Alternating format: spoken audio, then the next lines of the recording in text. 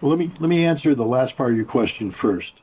Vladimir Putin Sure. has said on a number of occasions that a world without Russia is a world that nobody wants to live in.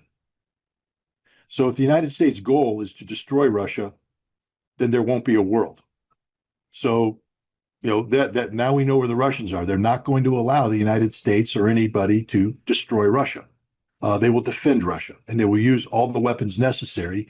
And the way you hold back the United States is by guaranteeing that if the United States seeks to destroy Russia, Russia will destroy the United States. And unfortunately, given the reality of nuclear weapons, that means destroying the world. It won't be Russia's fault, though, because they won't initiate the conflict. Let's just do a little history lesson here about Vladimir Putin.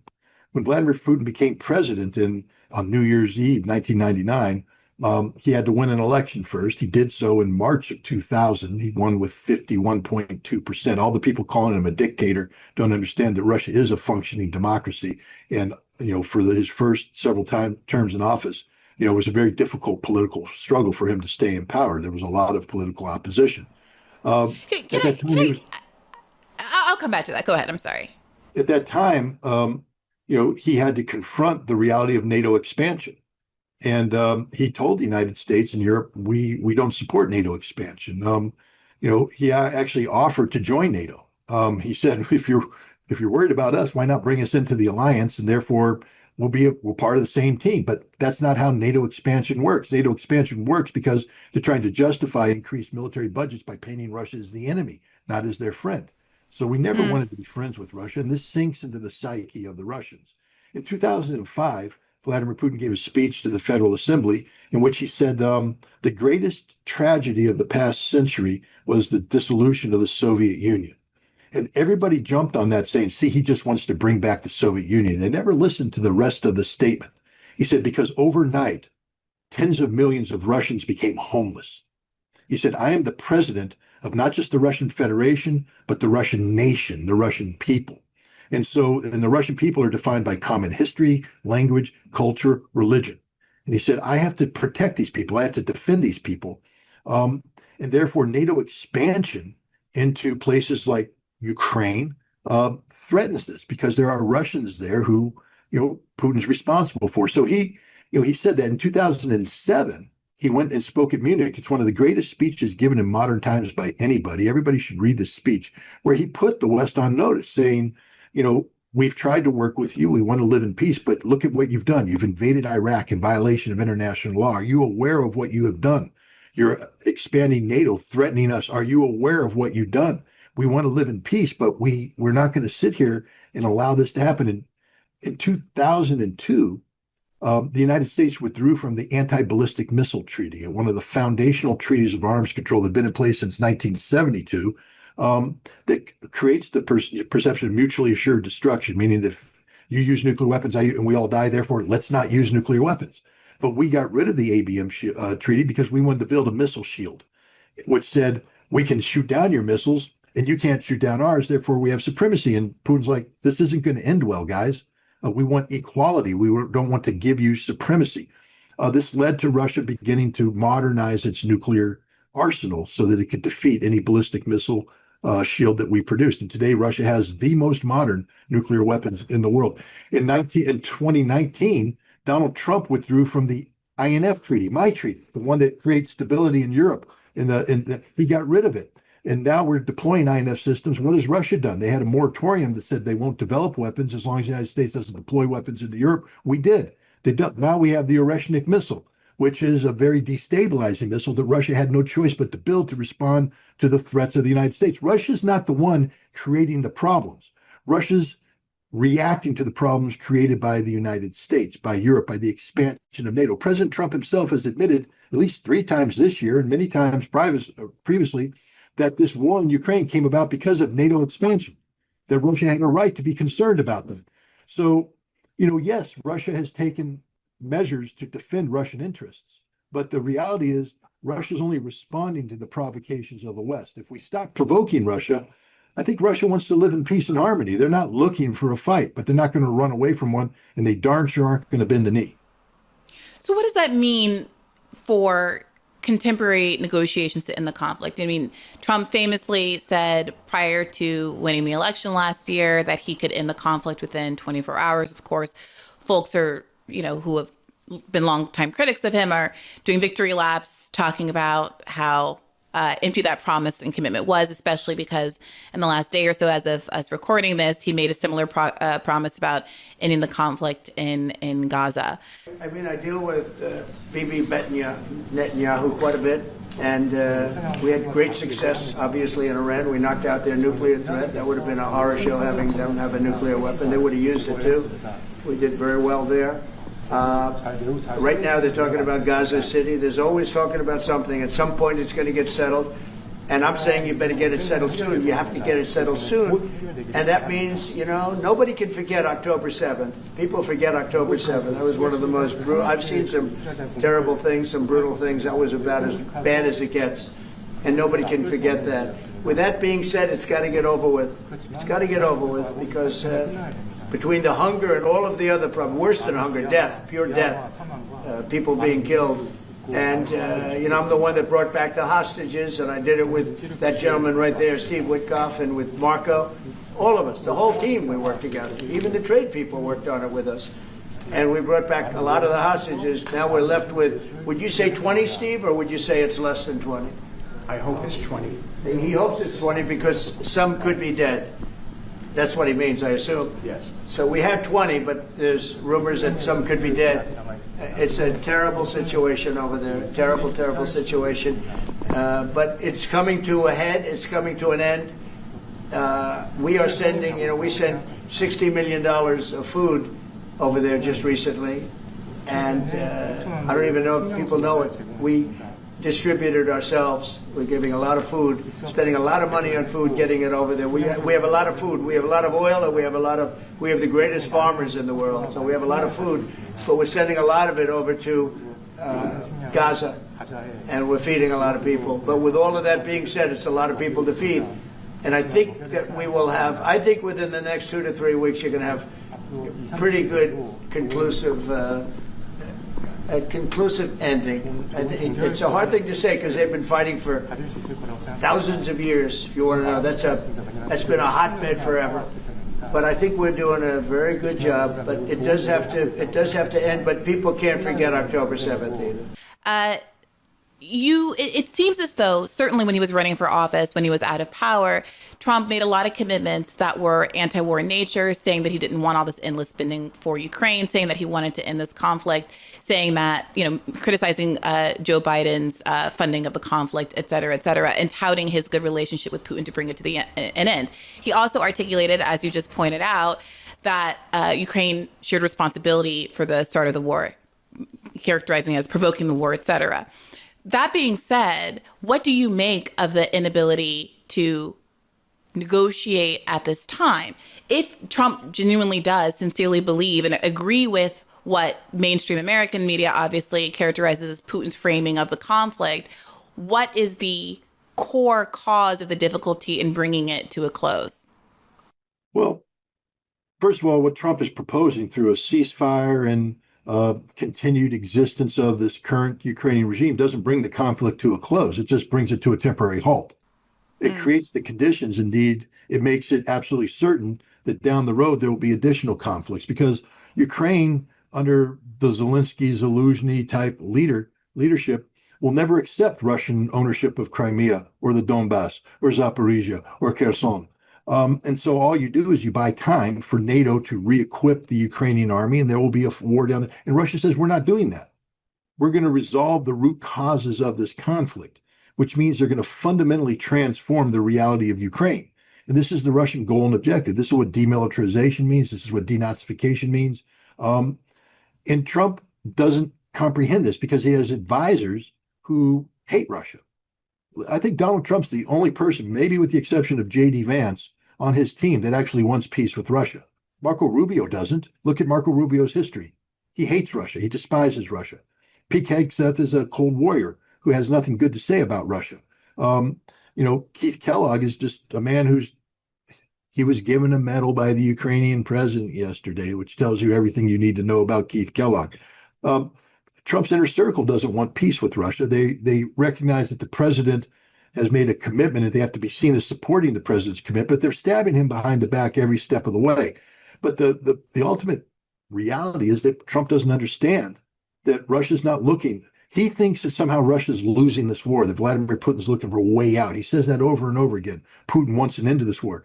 Putin does want an end to this war when Russia wins. I just came back from Russia, and I'm telling you right now, the theme that resonates throughout Russia is peace through victory, meaning that there can't be peace without victory, and victory is defined by solving the root causes of this conflict.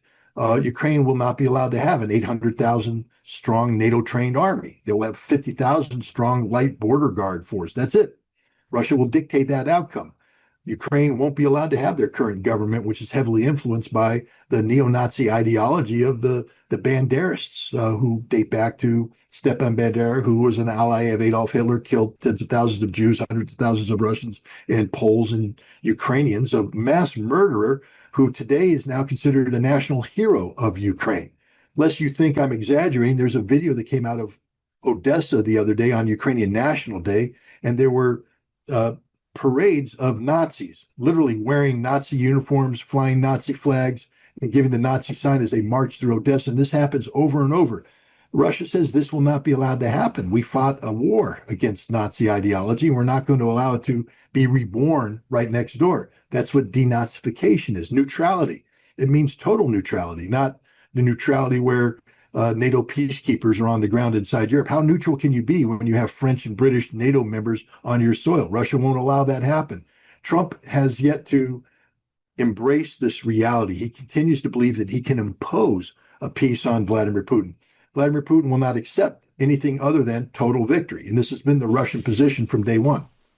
So earlier, you, I think, correctly, to my mind, asked how should Russia respond? How should Putin respond when Lloyd Austin, when the United States is framing the objective as destabilizing Russia, defeating Russia, weakening Russia, as opposed to, winning back whatever territory or protecting Ukrainian sovereignty or some more legitimate goal. I think you were right when you say, well, what is a country supposed to do? How is it supposed to respond to that sort of a threat? What if someone were to ask the same question from the perspective of Ukraine? Nazis and Azov battalions and stuff to the side, substantive judgments on what's going on in Ukraine to the side. What if someone says, well, obviously Ukrainians aren't going to accept the idea of not having their own sort of political autonomy. And if the only resolution to this is peace through victory, and Ukraine doesn't have the ability militarily to defeat Russia, quite obviously. I mean, how do you say to someone who thinks it's asymmetrical to accept that Ukraine should be happy with that outcome and shouldn't want the support of the West so that it can meaningfully challenge Russia, while Russia had every right to reject the idea that it should sit and twiddle its thumbs while the West was trying to weaken it in its autonomy? Well, again, to answer that question, we have to define the Russian-Ukrainian conflict. It didn't begin on February 24th, 2022. It didn't begin in February of 2014 with the U.S. CIA-backed Maidan revolution that overthrew the constitutionally elected presidency of Viktor Yanukovych. It didn't begin in 2004 with the CIA-backed color revolution, again, designed to remove Viktor Yanukovych from power. It didn't begin in 1991 when Ukraine declared its independence. It goes back to 1946 when the CIA began to use the forces of Stepan Bandera, Western Ukrainian nationalists, as a vehicle to undermine the Soviet Union. The United States has been using Ukraine as a tool against Russia since the end of the Second World War. This is a reality. The CIA is declassified the documents to prove this. The CIA acknowledges that they were paying these Banderists, these Western Ukrainian nationalists, to undermine the Soviet Union up until 1990. And after that, they didn't need to pay them because now they were in power. They owned the Ukrainian government. But Ukraine has a significant Russian-speaking population. And I mentioned to you that Vladimir Putin says he is responsible to defend the Russian people. In 2004, Viktor Yanukovych, who is a Russian-speaking politician, won the presidency. But this was against the desires of the European Union, the United States, and we annulled those elections, had a new election. Yanukovych won. Then against the Constitution of Ukraine, we had a third election where we brought in somebody who was Yushchenko. First thing Yushchenko did is elevate Stepan Bandera to be the hero of Ukraine. And the Russians were like, you can't do this. So they began a struggle. They changed the education system. They started to culturally erase Russia. They made it evil to be Russia. They started teaching the kids to hate Russia, to hate Moscow. Some vicious racial slurs developed during this period of time. In 2010, Yanukovych won the election, came back into power, and started to push back. But this led to 2014, the Maidan, where the CIA and European Union said, we're done with these Russian speakers.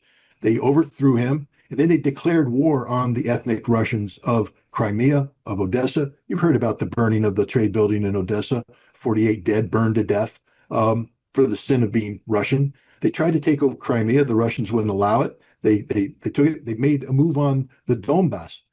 They bombed civilians. The tanks went in and ran over civilians. The civilians rose up and said, we won't be part of this. First, they just said, we want to have federalization. We don't want to be independent of Ukraine, but we need a Ukraine that respects our rights. Ukraine wouldn't do that. They declared them to be terrorists. They launched an anti-terrorist operation. They began to bomb Ukrainian children. You remember Poroshenko, the president, giving a speech where he said, our children will go to school and enjoy the sunlight. Your children will live in the basements in fear because we're going to bomb you. This was a reality. They slaughtered the children of the Donbass. They slaughtered the civilians. So the Russians intervened. The Minsk Accords came in 2014, 2015. They came in because the Russian separatists surrounded the Ukrainian army at Debaltsevo, a village in the Donetsk Republic. They were going to kill all the Ukrainian soldiers because Ukrainian soldiers have been killing the civilians.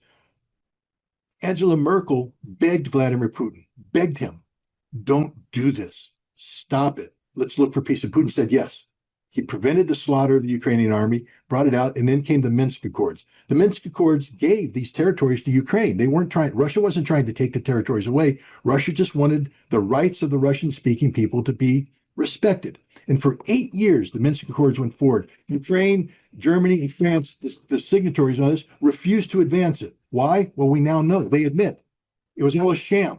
They were buying time so that NATO could retrain the Ukrainian army so the Ukrainian army could complete the mission of kicking the Russians out of the Donbass. This is the reality. When Joe Biden met with Vladimir Putin in Geneva in June of 2021, Biden's was like, why are you moving Russian troops along the border? He said, well, because the Ukrainians are threatening to attack the Donbass.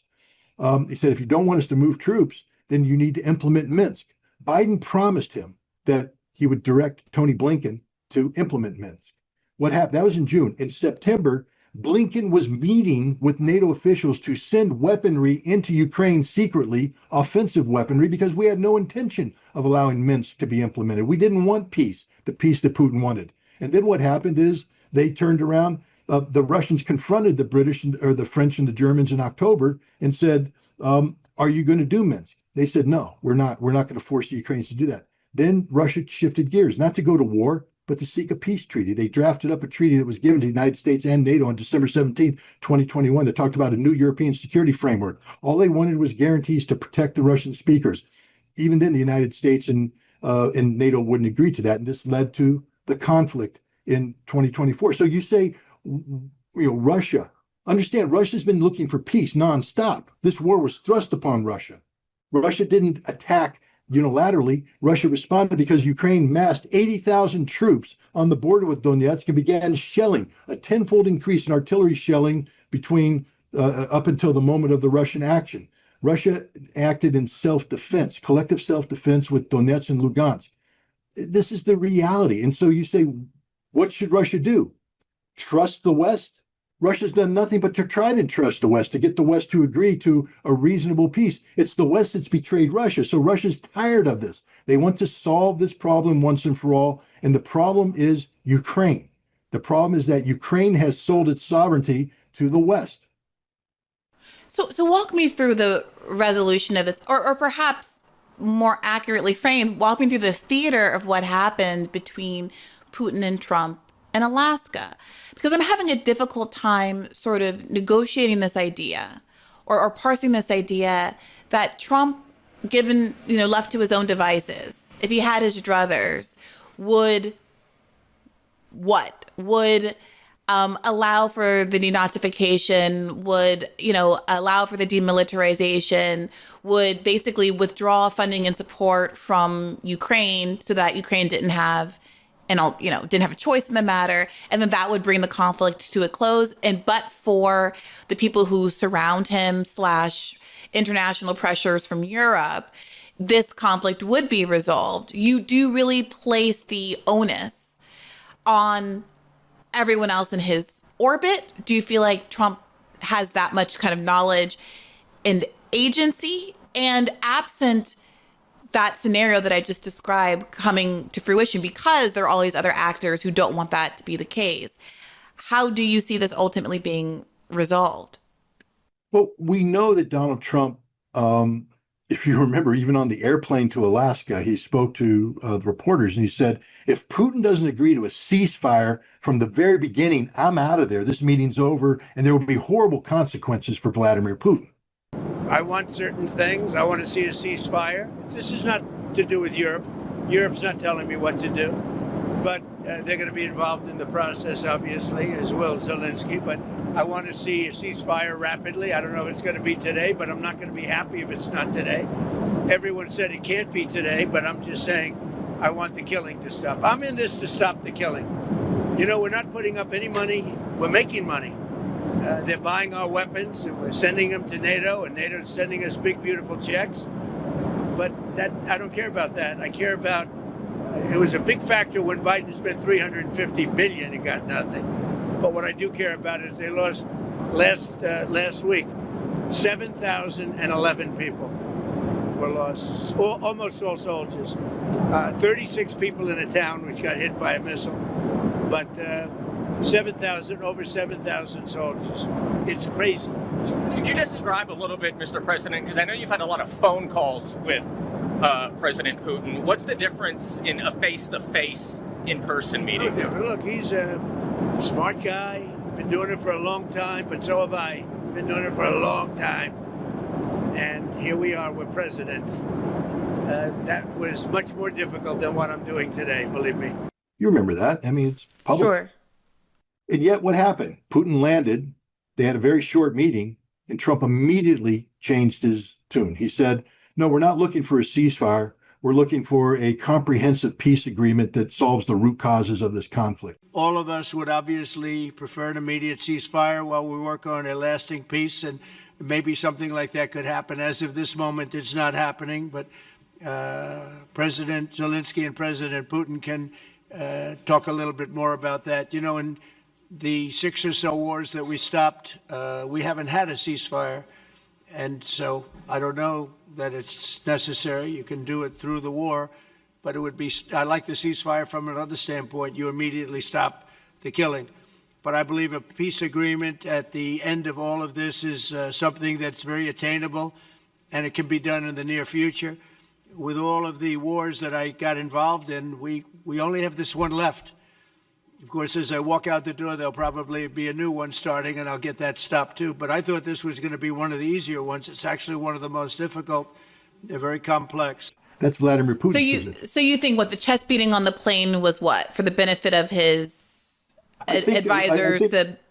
I think that Trump has a lot of political enemies who don't want him to succeed on Russia. They exist within his inner circle. They exist in the Republican Party, Lindsey Graham. They exist. It feels bipartisan. It feels bipartisan opposition. It's the bipartisan war machine that wants an ongoing conflict 100%. with Russia for the reason that it always has. But go ahead. Yeah, Trump has to play political games, so he says things to mollify, to pacify the crowd. But then, when push comes to shove and he meets Putin, he has to change his position. But even now, he has to continue to walk a thin line because there's a midterm election coming up, and he can't give his opposition free ammunition. And so he needs to be playing the game as if he's standing tough on certain things. I don't think you need a ceasefire. If you look at the 6 deals that I settled this year, they were all at war. I didn't do any ceasefires. And I know that it might be good to have, but I can also understand strategically why, well, one country or the other wouldn't want it. You have a ceasefire and they rebuild and rebuild and rebuild, and maybe they don't want that. But if you look at the 6 deals that we made peace and long-term, long-running wars, I didn't do any ceasefires. Would I like the concept? I like the concept of a ceasefire for one reason, because you'd stop killing people immediately, as opposed to in 2 weeks or 1 week or whatever it takes. But we can work a deal where we're working on a peace deal while they're fighting. They have to fight. I wish they could stop. I'd like them to stop. But strategically, that could be a disadvantage for one side or the other. But all of these deals I made without even the mention of the words ceasefire. But we know what the outcome is going to be. Russia's going to win completely, and Trump is going to withdraw from the process. The strategic objective for Trump is peace with Russia, not a Ukrainian victory or preserving Ukrainian sovereignty. I think at the end of the day, Russia will achieve what it wants to achieve in Ukraine. This will be very bloody because Ukraine will fight till the bitter end, supported by Europe. But it will be a decisive Russian victory, and the United States will accept this outcome, and then we'll move forward with Russia to work on strategic. I mean, you just heard President Trump today say it's important. We have to talk about nuclear weapons. We have to prevent a nuclear war. He wants better economic relations. He wants good relations in the Arctic. He wants to be able to work with Russia on these rare earth minerals. He's tired of being beholden to the Chinese on permanent magnets. So I think Putin and Trump understand that U.S.-Russian relations are far more important than Europe getting its way in Ukraine. There's a political game that has to be played, but ultimately, I think Trump is going to facilitate the Russian victory because he has no choice. He has no other alternative other than war. And if this president becomes a war president against Russia, he'll lose the midterm elections. I mean, there's an argument that he is a war president, right? There's a version of an argument that's coming from the left that says even prior to him becoming president that we shouldn't be overly trustful of Donald Trump's claims that he wants to cut funding to Ukraine, et cetera. The Republican Party was kind of divided on this fact, but there was certainly more quote unquote anti-war, anti-funding Ukraine arguments on the right than there were at the left. But that being said, many leftists were of the view that this could be a rhetorical position that's taken to distinguish oneself from Joe Biden, to tap into a genuine sort of America First anti-war sentiment that was happening on a bipartisan way throughout the country and juiced up by frustration with our funding of Israel and all of these things. And that, in fact, when he came into office, we weren't going to see much different between Biden and Trump in terms of how they litigated these conflicts or funded these conflicts. And certainly that's been the case with Israel-Palestine. And while there are these rhetorical gestures that I take your point that you point to, I don't know if it's even useful to believe that they are from Trump's organic commitments or not, if the reality is that the war machine has historically been too powerful to allow whatever thoughts and feelings, heart and soul, wishes, dreams, and commitments of any given person who got into the White House to come to fruition. And on top of that, there's an argument that says, while Republicans will sometimes support an end to one conflict, it's because they are simply turning their eye to a different part of the world. So talking about ramping down in Ukraine doesn't mean we're going to turn off the military industrial spigot. We're just saying we're going to regroup and refocus on Taiwan. We have different priorities. And so also that's part of my reluctance to sort of accept any narrative that would say, well, Donald Trump really doesn't want this to happen. He just is being bullied by the warmongers in his midst. What do you say to that? I mean, it's a valid argument. I can't sit here and say this is crazy, but what I will say is this, the alternative is nuclear war.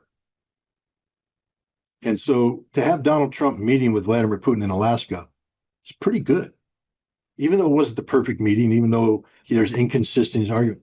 Well, thank you very much, Mr. President. That was very profound. And I will say that I believe we had a very productive meeting. There were many, many points that we agreed on, most of them, I would say, a couple of big ones, that we haven't quite gotten there, but we've made some headway. So there's no deal until there's a deal. We're going to try and get this over with. We really made some great progress today. I've always had a fantastic relationship with President Putin, with Vladimir. I'd say that's a heck of a lot better than having nuclear weapons being fired. Remember, 50% chance of nuclear conflict last. Well, sure, but is there no longer? I mean, where does that number come from? Are we no longer? Because I've heard this kind of the doomsday clock, we're seconds from midnight for a while now, and it's provoked by different circumstances. But are we any farther from midnight now than we were in November when this CIA prediction was made? But Joe Biden wouldn't talk to Vladimir Putin. Donald Trump is talking to Vladimir Putin. Donald Trump, when he met with the 7 leaders of Europe, stopped their meeting so he could call Vladimir Putin and talk to him. We're talking to the Russians. I'd say that's pretty darn good. Are we safer today? No, it's a very dangerous situation, but talking is better than shooting. And right now, the president of the United States and the president of Russia are talking to one another. They are talking about a positive future, not one predicated on the necessity of conflict, but one that avoids conflict. Do I believe that Donald Trump is sincere? I don't know. I mean, this is not a perfect man. He doesn't have a track record which makes reading the tea leaves of what the future is going to look like easy. There's much about Donald Trump that I hate. If you've been following me at all, you know that I say some very harsh things about Donald Trump. And I'm very critical, for instance, on Israel. It's unforgivable what he's doing with Gaza. I can't forgive him for that. But on this issue, I believe he is sincere. I can't have absolute faith, meaning I can't sit here and put my hand on the Bible and say Donald Trump's 100% committed, because you bring up very many good points. But I will say that there's consistency to his argument, that he is pursuing a peaceful resolution of this problem that brings stability to the U.S.-Russian relationship. But I will also say this.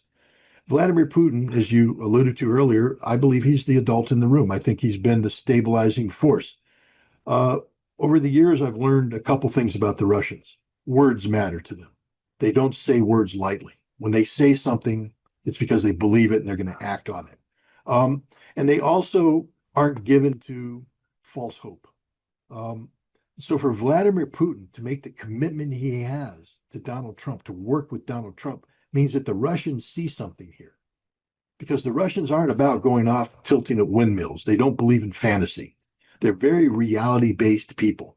And right now, they could easily just disengage from Donald Trump and say, no, we're going to build Fortress Russia and come hell or come high water, if we want.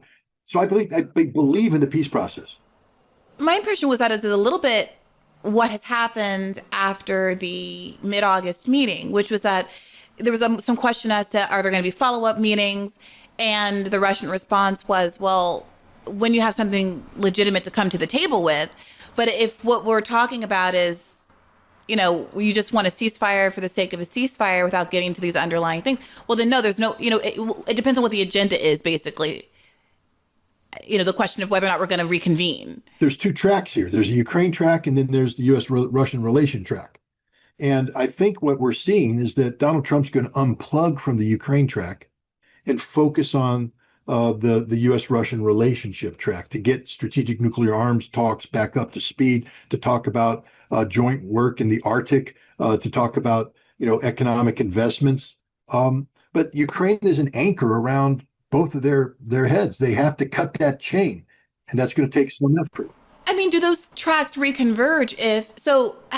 Correct me if I'm wrong, but there has been some divestment from U.S. funding for Ukraine. Trump has said he's not going to give direct funding anymore. Is that right? We're not giving the Ukrainians money. We make the Europeans pay. Okay, so we're making the Europeans pay. I understand that's a good sort of political point for those folks who are America first, more for sort of like tax dollar spending reasons as opposed to geopolitical or like sort of ethical reasons in Gaza or whatever. But constructively speaking, if NATO does pay for these things, if long range weapons are being provided to Ukraine and they are escalating in the way Russia has said could trigger a nuclear response, doesn't that get us right back to this exact same place? America, a few coins heavier in the pocket, but ultimately that's not the stakes here, right? Right, but let's parse this out.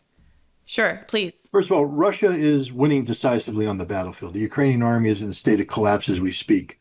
Yeah. There is no effective Ukrainian air defense anymore, which means Russia has free reign in terms of striking strategic targets. So Ukraine can't stop that. One of the things that Trump talked about earlier was that we were going to prioritize air defense for Ukraine, but the United States wouldn't provide these weapons. They have to be bought by Europe. Um, and so now we have nations lining up to say we're going to buy air defense for Ukraine. They won't be ready until 2027, 2028. It's 2025. So even though Trump talks about, oh, we're going to be providing weapon systems to Europe to provide to Ukraine, they're not going to be delivered to Ukraine for 2 years, 3 years, 4 years. The war will be over by then. It's the same thing with these long-range missiles, the ERAM missiles, the extended range attack munition. I don't know what the AM stands for, but these are weapons that were conceived in 2023 and 2024. They don't exist.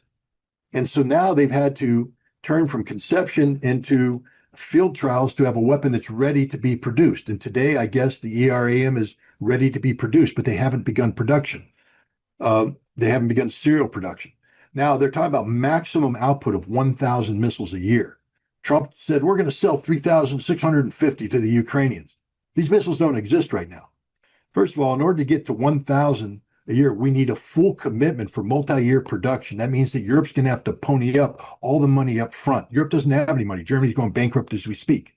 They don't have any money. Nobody has any money. Where's this money going to come from? And without that upfront funding, you can't get the full production capacity. So the number of missiles that will be provided to Ukrainians 6 weeks from now, and trust me, the ground truth is going to be completely different in 6 weeks. You won't recognize the battlefield. It'll have been transformed. Ukraine will have been struck even harsher.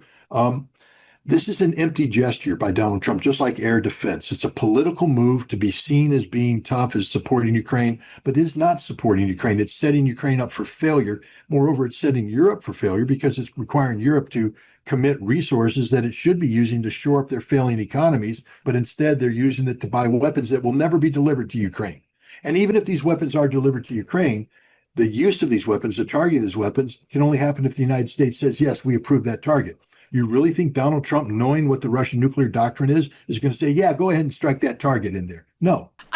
I thought I just saw Zelensky saying now that we're not using American weapons, we don't have to get their permission to target things. What was he referring to when he was talking about that? These are Ukrainian-made, well, they're British weapons, British design weapons, German design weapons, but they're firing these weapons into Russia. Understand that these weapons don't change anything. Yeah, it's a big propaganda victory for Ukraine to show an oil depot blowing up outside of St. Petersburg. Say, look, we struck that place. It doesn't change the outcome. Russia's still winning on the battlefield, and watch what happens the next couple nights. Mark my word, Russia's going to flatten Ukraine. You're saying that we're currently in the middle of a sort of a turning point in the battle. I mean, we've known for years now that Ukraine has been taking defeats, that it's just poorly matched. The death toll is insane. What 1.7 million Ukrainians dead? I mean, yes. It's remarkable, frankly, to me that the scale of this isn't plastered everywhere and much more front of mind, frankly, given how sympathetic. Yeah, the media is very sympathetic to Ukraine, yet doesn't want to talk about Ukraine's losses when it wants to frame it as not failing as much as it did. And the asymmetry there is really sort of fascinating, especially when juxtaposed with the opposite being true in the reporting of Gaza. But so you're saying that there's something that's shifting, some low point that Ukraine is approaching in the next couple of days or weeks? When the Russians intervened, began the military phase of this through the initiation of the special military operation, the invasion of Ukraine. Their goal was simple: to get Ukraine to the negotiating table. There was no territorial ambition. And we see the proof of this in the Istanbul communique that was successfully negotiated, only to be withdrawn under pressure by the British Prime Minister Boris Johnson when he visited Ukraine at the end of March, early April of 2022. The Russians said, we're going to withdraw. And they began withdrawing. They withdrew from around Kiev. They withdrew around Sumy. They withdrew from Chernihiv. They began 50% withdrawal out of Kharkov. But what did the West do? We told the Ukrainians no, and then we gave them $48 billion, tanks, munitions. We trained up a new army, and they attacked the Russians. So that led to a second phase of the thing where Russia said, okay, now we're going to physically take control of the Donbass. But then the Ukrainians attacked again. And this time the Russians mobilized 300,000 and said the objectives of the war have changed. We're now going to take the Donbass and Kherson and Zaporizhia. They've changed the dynamic. This, though, required. Have you ever gone on a cruise ship? Yes, You know, senior year. Yeah. Okay. So you know once Spring that break. ship starts going, it doesn't maneuver quickly. It starts going, Sure. in order to turn, it has to gradually begin to turn. And it takes a while for it to make that turn. And then it finally gets going, and then it builds up momentum and it goes. In 2023, the Russians began turning the ship away from one objective to a new objective. It's through a war of attrition to wear the Ukrainians down, because they're not just fighting the Ukrainians. This is the fifth time Russia's destroyed the Ukrainian army. The fifth time. Why do you think 1.7 million? Where did that come from? Because Russia's destroyed the Ukrainian army 5 times. And it's continuing to be rebuilt by the West, who is more than happy to have Ukrainians die. We give them the tanks and everything. So Russia's in the process of destroying the 6th Ukrainian army as we speak. But that Russian ship has made that turn. It's now changed direction, and there ain't nothing going to stop it.